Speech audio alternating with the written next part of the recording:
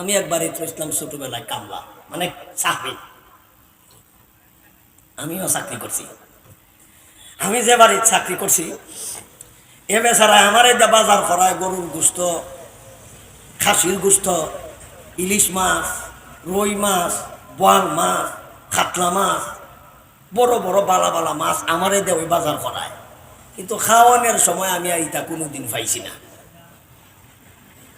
খাওয়ার সময় আমি লতা আর কচু, আমি খাই লতা আর কচু, আর হেরা আমার এই বাজার করায় বালা বালা খামন, একদিন ওইটা পাই না। তো একদিন আমি তারে জিগাইলাম, বেটা আমার এই যে লতার কচু খাওয়াও, এটা কি কিনে আনি? হয় না।